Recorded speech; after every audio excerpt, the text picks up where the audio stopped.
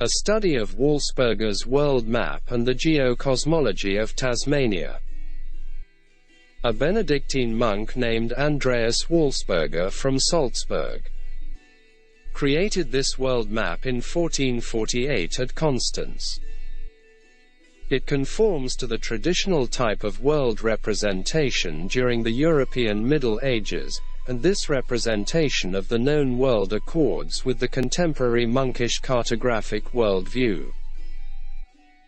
The chart, with a diameter of 57.5 centimeters, is surrounded by circles representing the heavenly spheres and the heaven of crystal on a sheet of parchment. The outer circle catalogues the heavenly hosts. Around Alpha and Omega they form a group: Seraphim, Cherubim, Throne and Dominationer, the very first beginnings, Principatus, the Archangel and Angel. Written between the circles are the signs of the zodiac and the names of the winds. The orientation of the mappamundi towards the south is perhaps the first aspect that surprises and intrigues the modern spectator, who is used to north-oriented maps, and who is therefore disoriented by the effort required to identify landmasses which not only have 500-year-old outlines, but which are also turned upside down, thus losing their familiar shapes. Most of the diagrammatic manuscript mappae mundi of the period 1150 to 1500 are oriented to the east. The center of the world map is not in Jerusalem. It is located at a point in the interior of Asia Minor.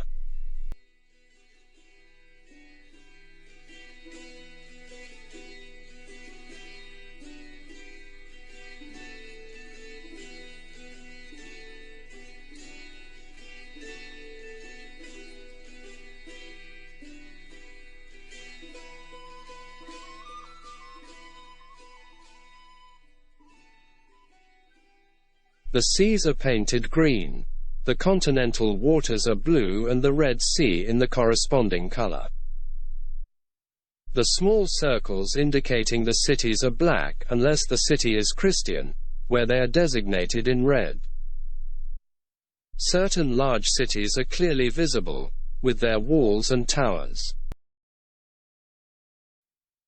Here in Africa, the river Nile is located, which mentions its source coming from the mountains of the moon. In Tasmania, Mensa Moor is positioned next to the Nile.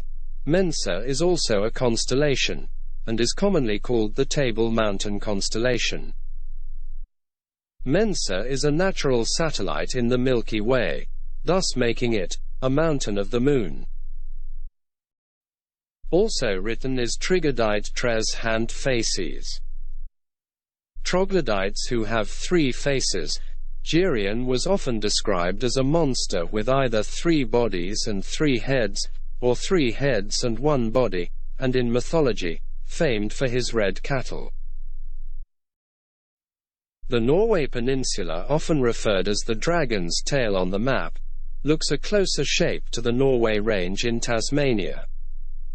We read, "Here demons often show themselves in human shape and render service to men, and they are called trolls." In the Northern Ocean to the northwest of Norway is written, "In this great sea there is no sailing on account of magnets." In Northern Asia we have cynocephaly. The literal meaning of cynocephaly is dog-headed. Cannibals. The myth of the Greek god Coronis is he ate his children so as not to be overthrown by them as prophesied. In Rome he is known as Saturn.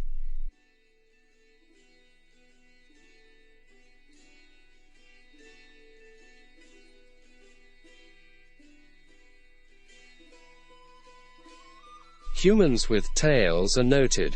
In Tasmania we have Mermaid's Pool next to Mermaid's Beach. One-footed beings, and Gog and Magog.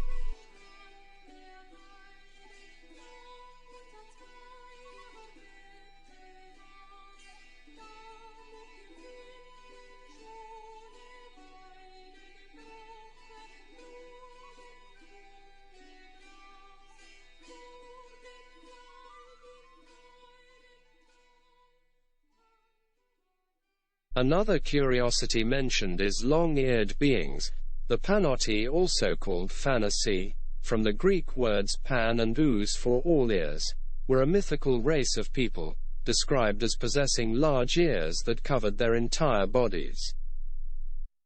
Pelvirata is an indigenous word meaning ear. We also have the Amazons. The Amazons were believed to be the daughters of Ares. They were indeed fierce warriors with a skill for war. In Roman religion, Ares became Mars, the god of war.